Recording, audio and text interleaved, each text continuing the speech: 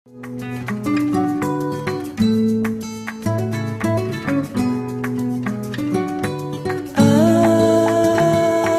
wo bana bongo baona mbembe.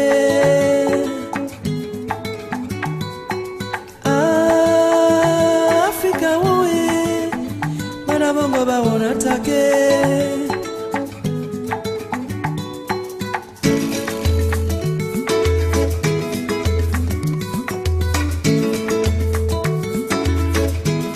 Aujourd'hui, nous nous retrouvons dans une perspective, dans un regard qui est totalement différent. Et les photos de Joan Bardelletti nous amènent vers l'Afrique, ou les Afriques de classe moyenne. Tant il est vrai, et le premier sociologue de la première année d'une mauvaise école, sait très bien que c'est les classes moyennes qui structurent une société. C'est les classes moyennes qui formatent une société. Ces personnes qui appartiennent à la classe moyenne africaine sont des gens qui sont sortis de la pauvreté et qui ne sont pas encore rentrés dans la richesse. C'est, selon les estimations, entre 150, 200 ou 250 millions de personnes en Afrique. Donc c'est quand même une population qui est extrêmement importante. Merci Johan, bonjour à tous.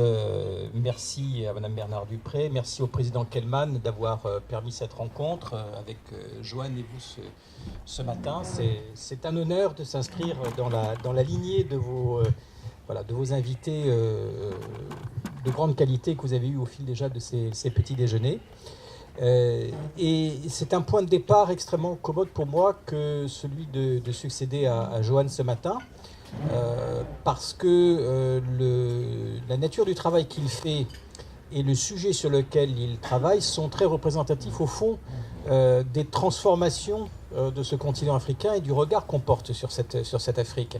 Hein, dans la trajectoire de Johan, il y a non seulement le fait de parler, il y a en soi le sujet, effectivement, comme Gaston Kellman l'évoquait tout à l'heure, on ne parle plus du Maasai nu, mais d'un objet extrêmement contemporain que sont ces classes moyennes, qui sont à la fois un phénomène mondial, qui font rentrer l'Afrique dans une forme de banalité planétaire, celle de la globalisation, mais qui aussi marque une identité très profonde de l'Afrique, parce que ces classes moyennes, elles ne sont pas les mêmes classes moyennes que les classes moyennes européennes, asiatiques, etc., comme elles ont aussi leurs traits propres et leurs spécificités. Depuis environ 1995, d'une manière qui d'abord a été complètement inattendue, non repérée, parce que progressive, le continent africain a repris une trajectoire de croissance économique après, ça dépend comment on calcule, 20-25 années de l'ajustement structurel. Et pour essayer d'illustrer ce point de vue, je vais partir de ce qui me semble, et compte tenu du fait que nous avons peu de temps ce matin, je vais très simplement essayer de partir de la question démographique, qui est le point le plus formidable, qui est en train d'arriver à un continent africain qui connaît une mutation extraordinaire sur tous les plans sociologiques, culturels, politiques, économiques, mais dont une bonne part, je dirais, avec une prudence, parce que certaines, il ne faut pas être mécaniciste, mais une bonne part tient aux transformations, je dirais, de l'immense potentiel et réservoir humain de ce continent. Depuis 10 ans, le continent africain a acquis 300 milliards de recettes fiscales supplémentaires par an. 300 milliards de dollars de recettes fiscales supplémentaires par an, qui ont été irrigués au passage les secteurs de l'éducation, les secteurs de la santé, et ont permis une reprise de l'investissement dans les infrastructures sur ressources propres du continent africain. C'est une croissance des recettes fiscales incroyable. Il y a là aussi très peu d'aventures fiscales dans le monde qui créent des croissances de la ressource interne. Et cette croissance des ressources et donc de la dépense publique autonome des États africains, elle est le fruit à la fois du rétablissement de la croissance économique qui a alimenté les caisses des États, mais aussi de la meilleure gestion, certes imparfaite et certes inégale suivant les pays, dans les différents pays. L'économie africaine aujourd'hui, c'est globalement le PIB africain, c'est globalement le PIB de la France, de tout le continent, quand on prend le continent. Je rappelle que le PIB du continent africain aux environs de 1990, c'était le PIB de la Belgique. Donc la totalité du continent est passée de la taille de la Belgique à la taille de la France.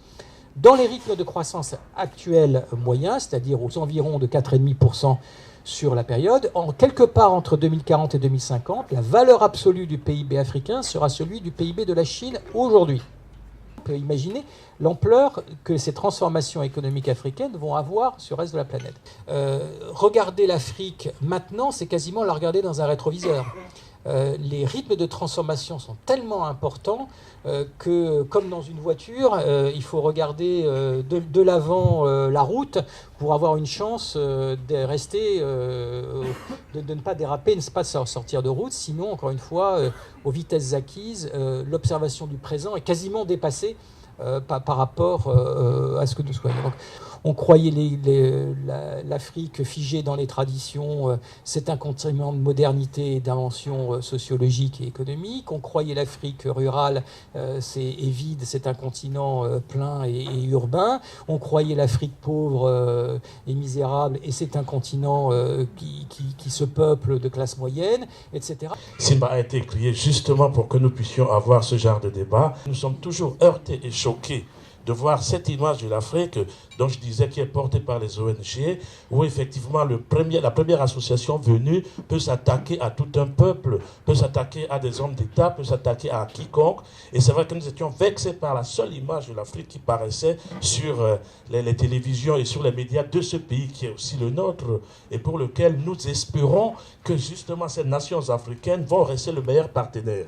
Parce qu'aujourd'hui, la course à l'échalote qui est sur ce continent nous intrigue et nous nous disons ces alliés objectifs qui sont notamment la France, ces alliés historiques porteurs d'une même histoire, quels que soient les bords sur lesquels nous nous positionnions. Mais aujourd'hui, une histoire est un héritage et nous avons à gérer l'actualité. Et cette actualité dont M. Severino a sorti une image qui m'a fait énormément frémir. Regardez l'Afrique, maintenant c'est comme regarder dans un rétroviseur.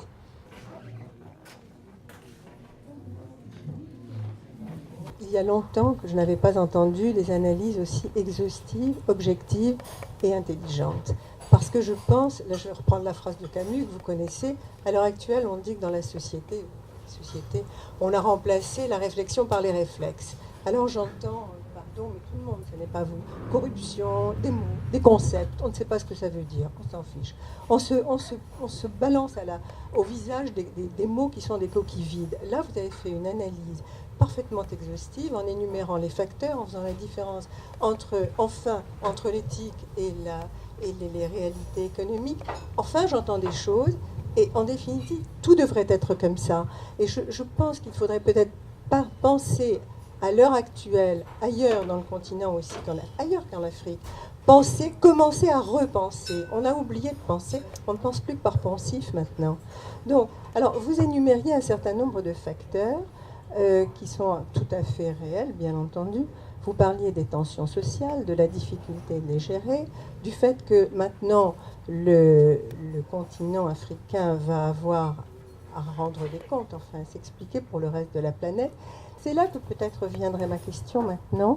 Je ne pense pas qu'il faille que le reste de la planète, entre guillemets, enfonce l'Afrique. Il y a tout de même justement des visions très courtes, le fait de ne pas connaître les cultures africaines, de ne pas connaître les coalitions, de ne pas rentrer dans un dialogue des cultures. Dialogue des cultures, dialogue sur tous les plans. On est de plus en plus... J'ouvre une parenthèse, vous disiez tout à l'heure que vous étiez des Africains, sans être Africains, mais de cœur. Il y a des Africains d'amour.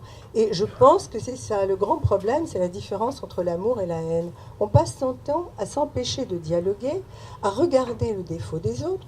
L'Afrique, c'est l'autre, c'est son voisin. Et en définitive, on oublie de... Regardons l'Afrique de façon positive, connaissons la culture africaine. Et, alors c'est là que je vais peut-être, mais bon, la France ne devrait pas, qui est tout de même un pays allié, ne devrait pas enfoncer l'Afrique, arriver à susciter des oppositions avec des affaires juridiques, je ne vais pas évoquer, parce qu'en ça, on va dire que je reparle de la même chose. Le problème des biens mal acquis, dont on ne dit même plus, les affaires bien dits mal acquis. Moi, je suis tellement heureuse de vous avoir entendu. C'est extraordinaire. Et remplaçons tous l'opposition par le dialogue des cultures, le dialogue entre les continents. Je vous remercie. Nous devons reconnaître que nous, occidentaux, nous sommes Je veux dire que toute notre créativité est de plus en plus, déjà depuis que nous avons découvert cette culture africaine, et de plus en plus se nourrit et trouve son énergie dans cet immense passé, cette immense mémoire africaine.